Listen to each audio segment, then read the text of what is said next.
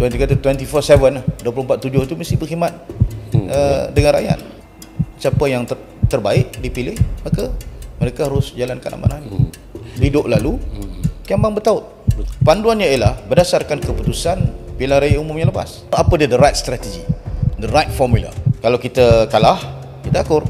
Kita tak buat hiruk ke pikuk, tak perlu. Kita boleh meyakinkan pengundi. Saya tidak fikir ianya akan menjadi suatu halangan. Kalau dulu kita berperang dengan Barisan Nasional, elok kalau saya memimpin negeri. Jangan dengar, jangan fikir, jangan dok diam. Apa khabar bos, kasih sembang satu malam. Apa khabar bos, kita kasih gegau.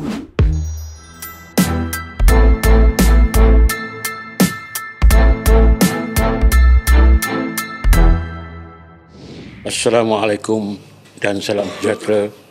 Selamat menonton kembali rancangan podcast Apa Khabar Bos. Dan malam ini kita membawakan seorang tetamu paling istimewa yang cukup dikenali, iaitu Datuk Seri Samsul Muhammad Akin, yang merupakan setiausaha politik kanan kepada Perdana Menteri dan juga Ketua Cabang Hang Tuah Jaya yang baru-baru ini memenangi jawatan itu baru-baru ini.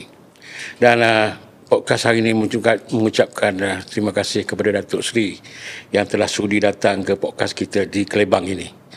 Terima kasih. Okay. Terima kasih kerana mengundang saya dan juga terima kasih kepada kru Apa Khabar Bos. Ya, terima kasih Datuk. Datuk, kita orang ni nak mengucapkan tahniah kepada Datuk. Rasanya tak terlambat lagi lah. Baik. Walaupun dah telah lama Datuk telah berjaya memenangi jawatan Ketua Cabang Hang Tuah Jaya. Pada musim sebelumnya Datuk tewas. Ya. Dan kemudian tu Datuk bangkit balik dan menang dengan bergaya. Jadi apakah ini menyatakan bahawa Datuk akan kembali bertanding di Melaka atau terus pergi ke bahagian Datuk balik? Ini soalan memancing ni. Saya pertamanya ucap terima kasih juga kepada anggota parti ya di cabang Hang Tuah Jaya kerana telah sama-sama membantu memberikan kemenangan kepada saya dan juga pasukan. Dan kita lihat bahawa pemilihan parti kali ini dia mempunyai dinamika yang menarik. Kerana ada juga tempat-tempat di mana ketua cabang saja menang, pasukan dia yang lain kalah. Ya. Tapi dalam konteks di Hang Tuah Jaya ini, alhamdulillah saya bersyukur sebab pasukan yang kita masuk ini di dalam tagline keadilan memimpin itu semuanya menang kecuali Ketua Angkatan Muda Keadilan Hang Tuah Jaya lah. Justru kita perlu urus sedikit beberapa isu selepas daripada pemilihan ini. Namun berbalik kepada persoalan sama ada saya akan bertanding di luar daripada Melaka, saya fikir fokus kita dalam pemilihan yang lepas itu adalah untuk memperkasakan parti. Presiden, Perdana Menteri juga minta kita supaya menjadikan pemilihan parti kali ini sebagai suatu peluang untuk memperkasa parti. Ya. Jadi bila berlakunya pemilihan ini, tentunya selepas ini adalah untuk memastikan keadilan Hang Tuah Jaya ini menjadi lebih kukuh dan lebih kuat. Dan justru saya punya tumpuan itu adalah di sini. Ialah apapun keputusan akhirnya dah terserah kepada Presiden.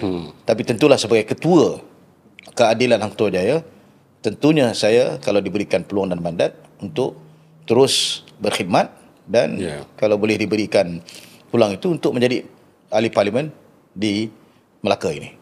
Ya, saya masih teringat lagi masa PRU 13. Ya. Datuk tampil bertanding menentang Ketua Menteri ketika itu, Datuk Seri ataupun sekarang ni Tun Ali. Ya. Dan siapa sangka Datuk boleh menang. Dan pada PRU 14 pun Datuk menang lagi. Ya. Kemudian tu Datuk hilang. Tiba-tiba Datuk ada di bahagian Datuk. Orang kata giant killer. Ya. So mungkin Datuk boleh explain. Ya, soal 2013 itu pada saya kemenangan yang cukup manis bagi keadilan lah. Saya pun waktu tu pemuda kan. Waktu tu saya Ketua Angkatan Muda Keadilan. Jadi bila secara naturalnya, secara alaminya, Ketua Muda tu mestilah seorang yang garang, yang boleh mencabar dan sebagainya. Dan tentu yang kita cabar waktu itu adalah untuk Datuk Seri Muhammad Ali Rustam waktu itu bertanding di Parlimen. Kalau saudara masih ingat, waktu itu beliau adalah Ketua Menteri dan bertanding di DUN. Ya, betul. Di DUN Bukit Katil lah. Dulu dipanggil DUN Bukit Baru.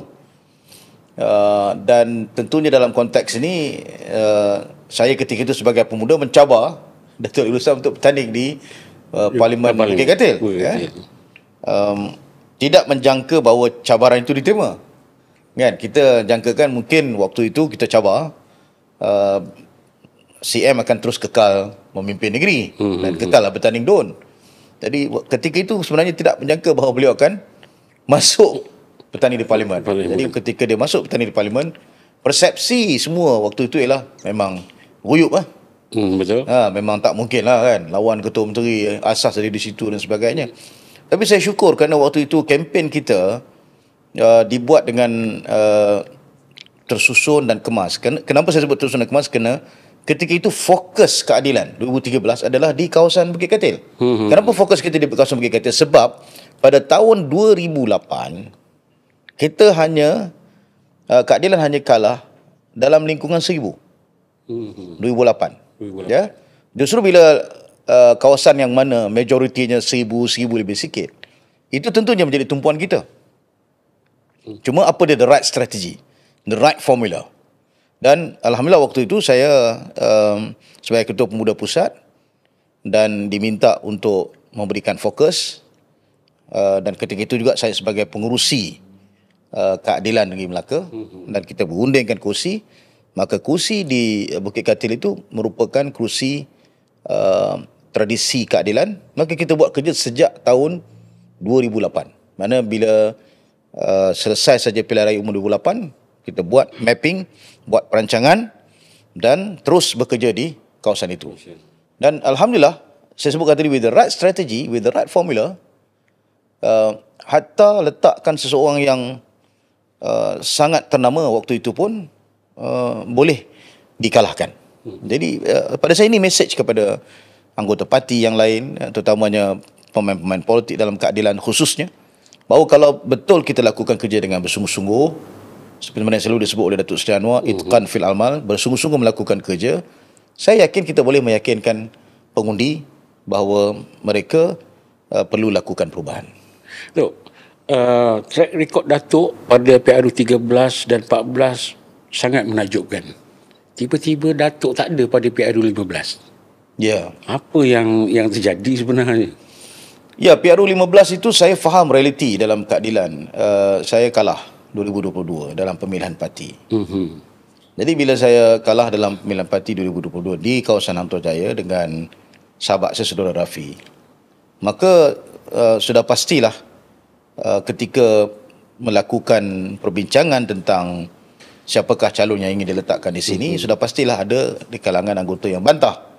Kerana saya kalah, kan? Dari segi legitimasi, saya dari segi keabsahan tu maknanya tak perlu lagi lah berada di Bukit Katil atau Hang Tuah Jaya, kerana telah pun kalah dalam pemilihan parti. Jadi saya faham itu, kan, sebagai seorang pimpinan dan tentunya anggota parti yang lama sejak ditubuhkan tahun 1999, saya faham realiti bahawa ada kalangan yang tidak mahu saya bertanding ketika itu. Jadi saya terimalah, kerana sebagai anggota parti kita ada disiplin dalam parti. Kalau kita kalah, kita akur. Betul. Kan, kita tak buat hiruk ke pikuk, tak perlu. Kita akur. Kan? Dan kalau ketika itu diputuskan untuk kita bertanding di tempat yang lain, ya kita cari ruang-ruang baru. Walaupun pada ketika itu semua orang menyatakan bahawa matilah Samsul ni, tanding di bahagian Datuk, kan, habislah kena sebelih, macam-macam lah orang kata. Tapi saya pernah lakukan pada tahun 2013. Kan, ketika itu semua orang kata, kan, habislah Samsul ni, kalah lah, memang ruyuk lah, kan. 2013, okay, no problem, kita lakukan yang terbaik, we work the best. Dan alhamdulillah pada tahun 2022 itu, siapa sangka, kan, ketika saya dihantar oleh parti, diputuskan oleh Datuk Seri Anwar sebagai presiden untuk mewakili parti di Parlimen Banggan Datuk, kita bekerja keras. Dan alhamdulillah, walaupun saya kalah dengan majoriti 348, tapi satu pertandingan yang sebenarnya memberi keyakinan dan juga satu perspektif yang baru kepada anggota parti, terutama yang baru-baru ni, bahawa regardless Walaupun tempat you bagi itu tempat yang susah, tapi kalau saya sebutkan tadi, with the right strategy, dengan pendekatan kempen yang bagus, kita boleh meyakinkan pengundi. Itulah Datuk kalah dengan 384 undi itu. Saya sendiri sebenarnya terkejut. Sebab saya pernah bertugas di Teluk Intan sebagai wakil daerah lebih kurang dalam tahun 2001 macam tu kan. Saya selalulah buat liputan Datuk Seri Zaid Hamidi bila balik ke kawasan. Jadi waktu pilihan raya sebelum tu saya tengok dia memang orang kata cukup ampuh. Kuat lah. Kuat. Tapi bila kalah 348 348 tu saya pun sendiri terkejut. Itulah betul lah kata Datuk tu, ada strategi. Saya pun sebenarnya terkejut juga. Itu ada strategi. Jadi bila Datuk menang ketua cabang, saya dengar ramai penyokong-penyokong Datuk nak Datuk kembali semula sebagai wakil rakyat. Datuk macam mana? Ya, tentu secara peribadi saya berminat, dan saya dah sebut tadi di awal podcast ini bahawa saya memang ingin bertanding di Melaka. Kalau ditanya di kawasan mana, tentulah saya sebut di Parlimen Hang Tuah Jaya. Tempat lama Datuk. Jadi tempat lama lah. Dua penggal Datuk menang. Yes, dua penggal saya menang di sini, berkhidmat di sini, dan saya pun tinggal di sini. Dan tentu ini menjadi harapan saya agar pimpinan parti, terutamanya Presiden, mempertimbangkan. Tapi seperti mana yang saya sebutkan tadi, apabila kita telah pun diberikan tugas-tugas yang berat, bertanding di tempat-tempat susah, saya tidak fikir ianya akan menjadi suatu halangan untuk kita terikat dengan, maksudnya oleh kerana saya dah jadi ketua keadilan sini, saya kena bertanding di sini kan. Itu tak semestinya. Kan, pada saya kita nak tunjukkan satu contoh yang baik. Tentulah kita akan berusaha untuk memberitahu kepada kepimpinan, terutama Presiden, agar diberi peluang untuk bertanding di Hang Tuah Jaya. Tapi dalam konteks ini kita juga akui bahawa Saudara Adam sebagai Timbalan Menteri sekarang di Parlimen adalah merupakan seorang incumbent, dan beliau juga berkhidmat dengan baik. Beliau menang sebagai Ahli Majlis Pimpinan Pusat kan. Jadi pada saya tidak menjadikan itu sebagai satu pertikaian lah. Pada saya keadilan itu kali ini memasuki pilihan raya negeri yang akan datang ini, kita mesti berupaya menonjolkan calon-calon yang berwibawa, dasar-dasar yang baik, program yang kemas dan tersusun untuk memenangi hati rakyat, supaya insya-Allah pilihan raya negeri akan datang, keadilan ada suara di dalam Dewan Undangan Negeri. Datuk, saya ada dengar-dengar kata Datuk akan dilantik sebagai Majlis Pimpinan Negeri Melaka. Ya. Macam mana, Datuk? Mendengar dari mana? Adalah yang bercerita atas kemenangan Datuk, atas reputasi Datuk, kan, kewajarannya bahawa Datuk sewajarnya dilantik sebagai Majlis Pimpinan Negeri Melaka untuk memimpin keadilan di Negeri Melaka. Ialah sebenarnya saya sebutkan tadi, ada hal-hal yang berada dalam prerogatif Presiden. Jadi saya faham tentang disiplin itu. Tentunya di kalangan rakan-rakan, terutamanya kawan-kawan yang lama dengan saya dalam parti dan sebagainya, mereka merasakan bahawa elok kalau saya memimpin negeri.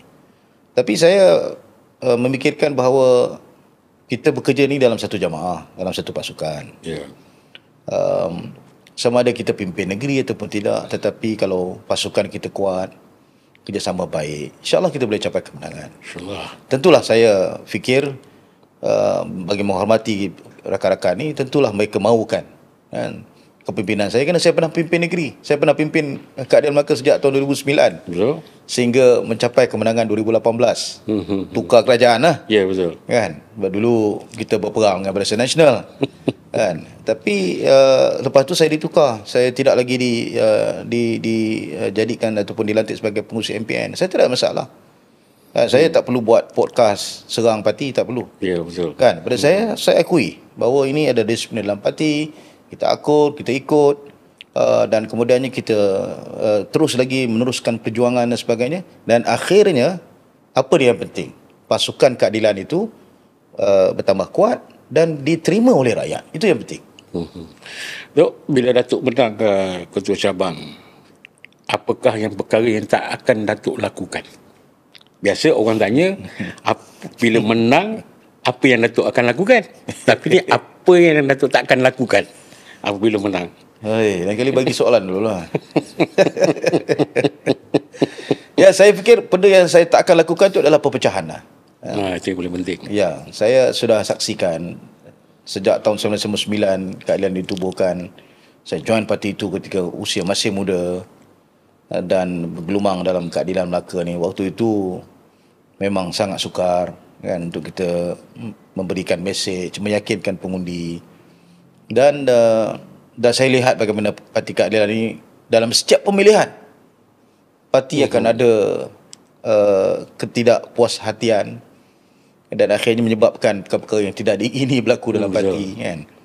Jadi akhirnya saya yakin satu perkara. Kalah itu, pasukan yang kalah itu mesti dirangkul. Pasukan yang menang diberi amanah untuk pimpin. Kalau boleh kita bincang secara elok. Kalau tak boleh bincang, tak apa. Jangan kita berpecah, jangan berperang, jangan bergaduh. Sebab 3 tahun lagi akan ada pemilihan parti lagi. Betul lah. Kan macam saya sebut dalam konteks saya, 2020 saya kalah. Kan? Betul. Saya tak ada pergi buat petition, buat podcast ke, buat live ke, kan? Serang parti left and right, kiri kanan. Saya tak buat perkara seperti itu. Kerana saya yakin bahawa 3 tahun lagi akan datang, kita cuba lagi. Kita buat kerja daripada sekarang. Kerana pemilihan parti itu kenapa berlaku? Sebab inilah demokrasi. Ada ketikanya kita menang, ada ketikanya kita kalah, dan ada ketikanya kita diminta berehat seketika. Dan kemudian kita masuk balik. Yang penting passion kita, keinginan kita, rasa semangat kita untuk menyumbang dalam parti ini. Jadi sekarang ni apa usaha Datuk untuk mendamaikan mereka yang kalah? Yalah, dengan macam-macam kan. Ya. Ada yang protes lah, ada yang itu, ada yang ini kan. Ya. Jadi apa yang paling penting Datuk nak lakukan, menyatukan semua ahli-ahli bagi mereka yang kalah menang jawatan? Ya, antara benda yang segera saya lakukan seperti mana baru-baru ini. Perdana Menteri turun ke Melaka untuk program Majesty Bed. Dan kita sediakan satu program seminar pemantapan organisasi. Kita buat kerjasama dengan Bima Pejabat Keadilan di pusat. Dan kita selaraskan program untuk sama-sama kita mendengar for the first time, buat pertama kali kan. Presiden kita, Perdana Menteri, ada dialog dan perbincangan dengan anggota parti. Sejak beliau jadi PM, tak ada program sebegitu dibuat di Melaka ni. Maknanya ada engagement, ada perbincangan, ada dialog perbincangan dengan Perdana Menteri. Dan juga beliau ada Presiden parti kita. Lepas tu baru-baru ini bila kita anjurkan program itu bersama-sama dengan ibu pejabat parti, kita lihat semua hadir. Yang kalah hadir, yang menang hadir. Maksudnya, semua itu melihat bahawa ini peluang untuk kita bersama. Kan? Hidup lalu, tiambang bertaut. Betul. Dan kalau saudara tanya saya apa perkara pertama saya lakukan, yang itu. Mana kita jemput semua sekali. Mari kita dengar apa yang Presiden kita nak sampaikan dan ke depan ni bagaimana untuk kita bergerak. So saya fikir itu satu program yang sangat bagus dan saya ucap terima kasih kepada semua rakan-rakan saya yang menang ke, yang kalah ke, mereka hadir sebagai anggota parti yang setia. Mereka dengar amanat daripada Perdana Menteri dan Presiden, dan kita harap ke depan ni kita boleh move on, bergerak sebagai satu pasukan. Okey tu. Pilihan Raya Negeri Melaka tahun depan. Pejam celik memang dekat dah. Ya. Okey. Jadi apa perancangan PKR terutama Datuk merancang untuk menghadapi PRN di negeri Melaka nanti tahun depan? Ya, terlalu awal untuk saya kongsikan apakah perancangan sebab sekarang ni kita dalam proses membentuk dulu Majlis Pimpinan Negeri. Okey.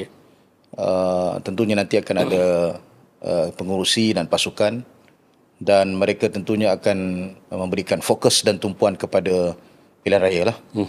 Tetapi secara umumnya yang boleh saya sentuh ialah kesiapsiagaan cabang-cabang keadilan di seluruh Melaka.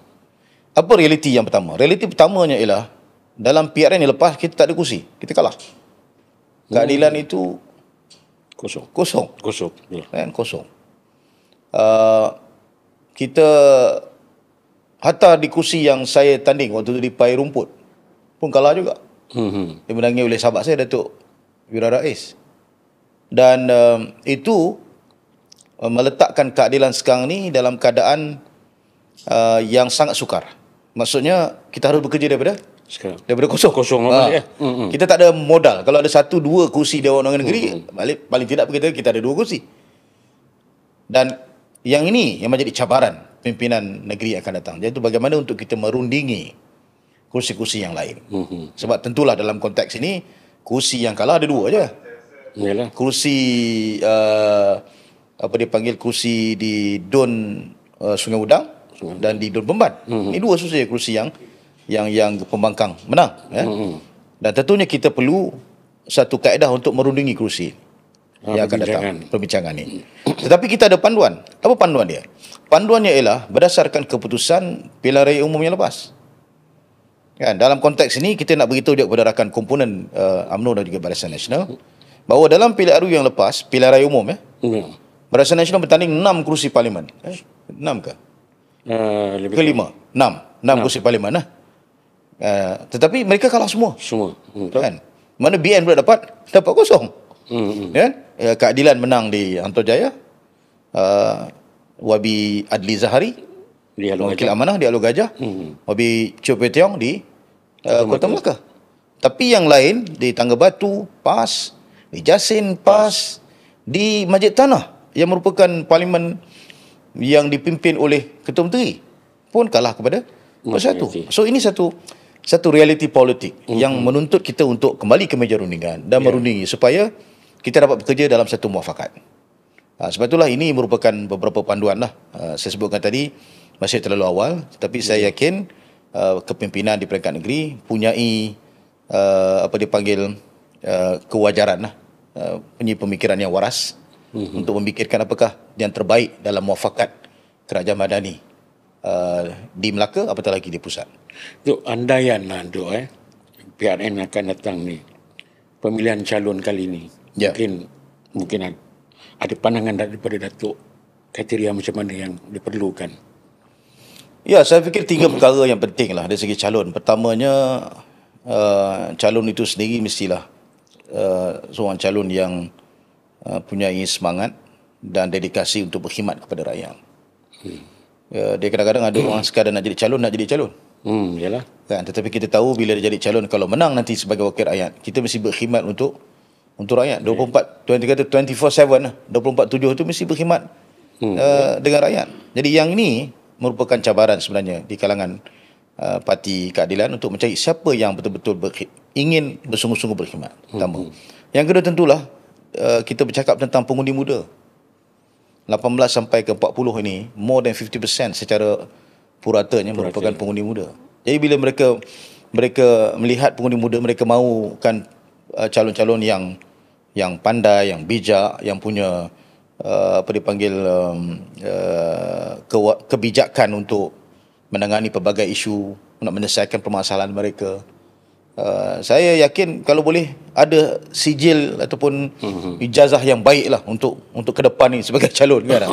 Itu yang paling penting tu. Yang penting. Yang ketiga, yang terakhirnya adalah dia juga harus punyai kewibawaan untuk menyuarakan hasrat dan suara rakyat. Sebab tu pada saya daripada sekarang perlu dilatih, perlu dicongkil bakat-bakat yang boleh. Paling tidak pun keluar podcast. Paling tidak. Kan? Paling tidak pun kan, untuk menyatakan apa yang beliau ataupun calon ni ingin lakukan. Kan? Pada saya tak salah kalau kita boleh kumpulkan 10, 20 orang calon-calon berpotensi untuk kita angkat kepada kepimpinan. Siapa yang terbaik dipilih, maka mereka harus jalankan amanah ni. Tok, mungkin kita boleh sentuh sikit di peringkat nasional lah, Tok. Ya.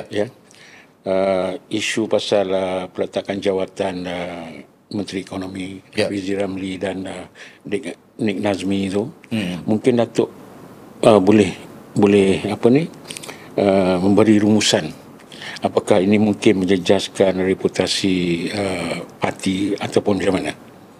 Ya, Parti Keadilan Rakyat telah menyaksikan ramai pemimpin itu datang dan pergi.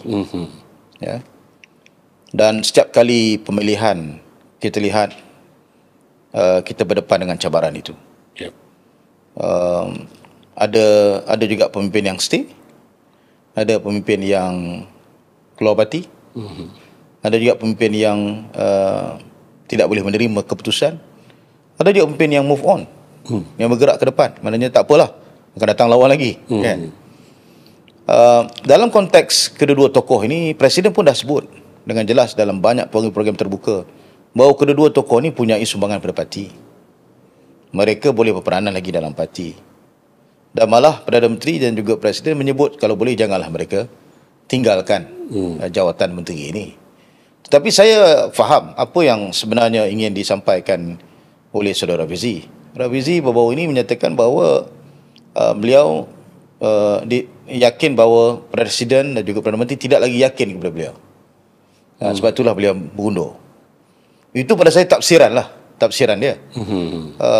Kalau orang tanya saya apa pandangan saya, tentulah saya ada pandangan tersendiri. Tapi dalam konteks ini kita harus hormati keputusan dia. Beliau telah kalah dalam pemilihan parti.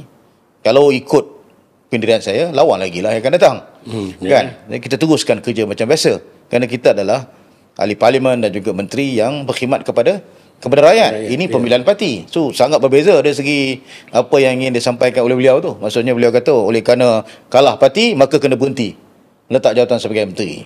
Kan? Pada saya itu satu perkara yang kita boleh petikaikan lah. Kerana menteri ini khidmat kepada rakyat.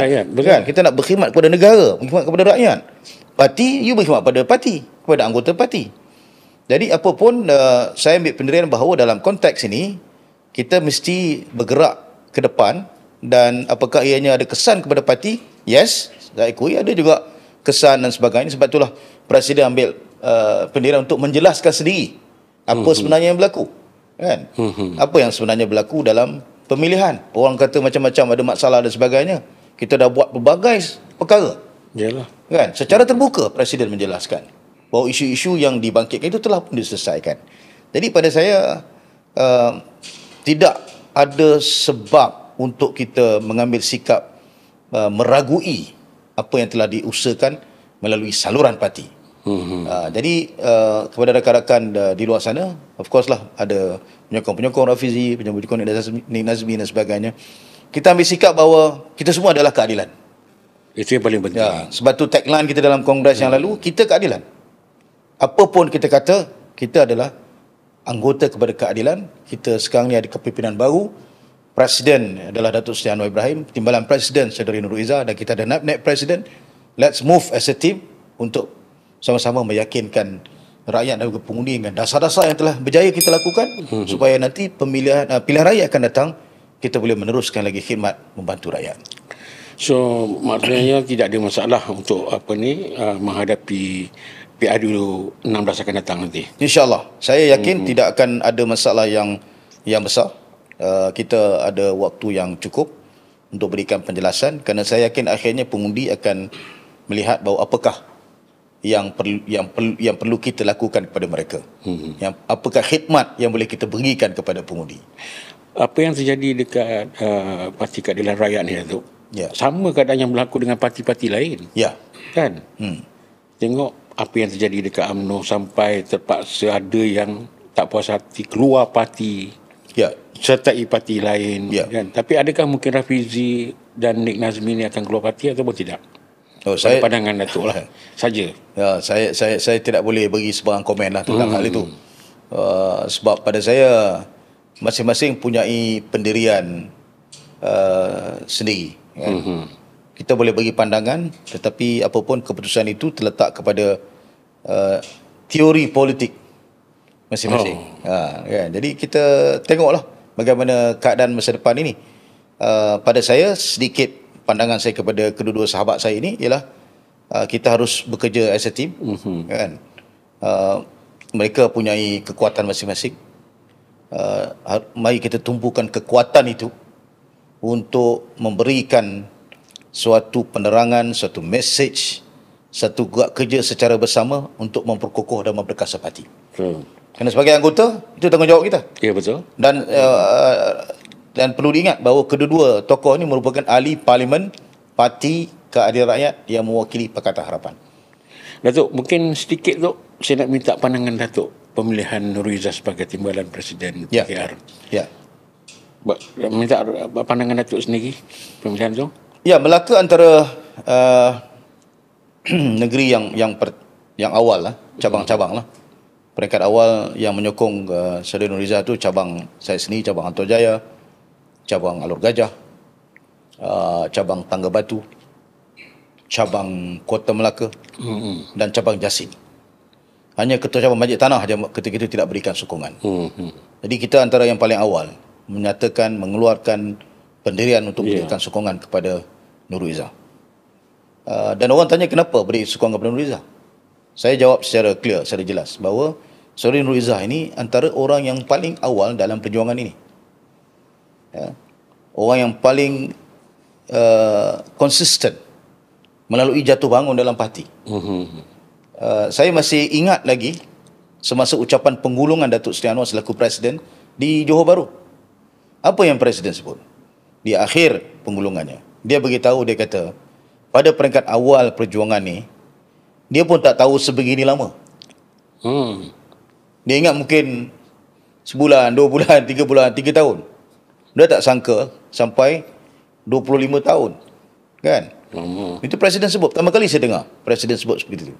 Dan beliau kata begini, dia kata, oleh kerana saya di dalam penjara, maka saya pilih Azizah, maknanya Datuk Seri Dr. Wan Azizah, untuk pimpin parti. Tapi ditutup dengan menyatakan bahawa tetapi Nurul Izzah ini yang pilihnya adalah saudara-saudari. Mana yang pilih itu adalah anggota parti. Jadi pada saya tidak ada sebab yang jelas kenapa Nurul Izzah sebagai anggota yang paling lama dalam parti, yang berjuang dulu, kan? Siapa tak kenal Nurul Izzah, Puteri Reformasi. Ketika beliau memulakan gelaran Puteri Reformasi ini, Mahathir dulu sebagai Presiden UMNO terpaksa wujudkan Puteri UMNO. Nak melawan kehebatan Puteri Reformasi ini, kalau saudara masih ingat. Ingat tak? Puteri UMNO itu dipimpin oleh Datuk Seri Azalina, peringkat awal. Jadi maksudnya pengaruh beliau itu sangat besar dalam perjuangan ini. Jadi untuk kita meletakkan beliau sebagai timbalan untuk bersama-sama memberikan sokongan kepada Presiden dan membawa pimpinan-pimpinan parti yang lain, kita tak nampak ada masalah yang besar. Dia bukan orang baru, bukan orang lain, bukan orang luar daripada lingkungan kita. Jadi pada saya, ke depan ini tentunya Nurul Izzah setelah diberikan kepercayaan dan kepimpinan ini dan amanah ini, beliau insya-Allah akan pimpin, terutamanya dari segi beberapa tindakan-tindakan yang strategik, misalnya pilihan raya dan sebagainya. Dan insya-Allah saya fikir kita harus memberikan kepercayaan dan berikan sokongan, bekerjasama dengan beliau. Alhamdulillah beliau baru kembali daripada Mekah, dan insya-Allah selepas ini saya yakin dia akan terus turun ke lapangan dan memimpin parti, memastikan kerja pilihan raya dapat disegerakan. Kerana kita ada pilihan raya yang terdekat ini, iaitu di negeri Sabah. Ya. Jok, mungkin ada kata-kata akhir kepada penyokong Datuk ataupun seluruh ahli parti PKR di seluruh negara. Saya ingin nyatakan kepada anggota parti dan juga rakyat, keadilan ini kita asaskan itu atas kebangkitan rakyat. Ketika krisis tahun 1998, 1999, rakyat turun ke jalan raya waktu itu, tidak ada wadah yang nak dibawa. Maka akhirnya kita tubuhkan wadah ini. Dan kekuatan kita waktu itu, iaitu slogan kita. Slogan reformasi. Itu sampai sekarang. Masih kekal. Masih kekal lagi. Dan reformasi ini bukan sekadar slogan. Ianya satu slogan yang mencitrakan satu perjuangan yang panjang untuk melakukan perubahan. Apa orang tidak kata pada Parti Keadilan ini? Macam-macam. Terutamanya media-media kerajaan tu semua kata macam-macam dekat Parti Keadilan. Kan? TV3 pun sama, utusan pun sama, semua sama dulu. Kemudian kita berdepan juga dengan satu keadaan di mana Datuk Seri Anwar sebagai pemimpin kita nak diangkat sebagai Perdana Menteri. Apa orang tak kata pada Perdana Menteri kita dulu? Kan? PM tepi lah, PM kanan lah, PM kiri, macam-macam. Tetapi sekarang ini amanah telah diberikan kepada Datuk Seri Anwar untuk pimpin Malaysia ini. Dan keadilan itu sebagai, orang kata, tiang seri dia.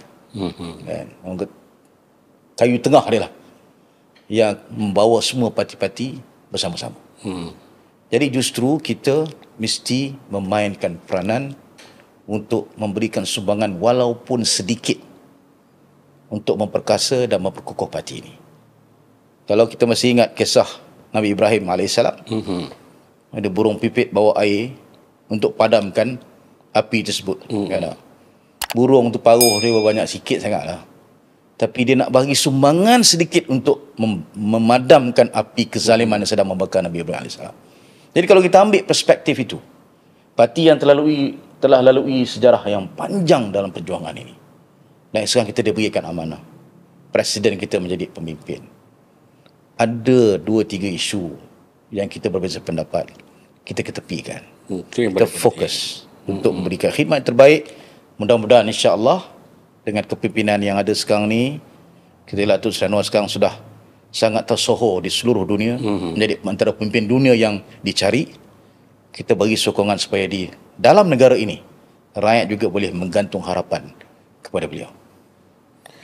Okey Datuk, terima kasih. Sama-sama. Idea pandangan yang sangat bernas, ya Datuk. Terima kasih. Jadi kita bagi pihak podcast Apa Khabar Bos mengucapkan ribuan terima kasih kepada Datuk Seri yang telah sudi hadir, dan saya harap Datuk akan sudi terus hadir lagi pada podcast kita yang akan datang. Boleh. Saya ucapkan terima kasih kepada mereka yang menonton podcast kita. Bye. Assalamualaikum. Waalaikumsalam warahmatullahi wabarakatuh. Apa khabar bos? Kasih up, kasih naik. Bincang isu hangat, janji bukan clickbait. Apa khabar bos? Cakap lepas tapi chill. Podcast santai tapi fakta tetap real. Jom dengar, jom fikir, jangan dok diam. Apa khabar bos? Kasih sembang satu malam.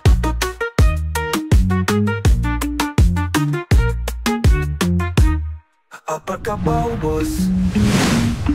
Kita kasih gegau.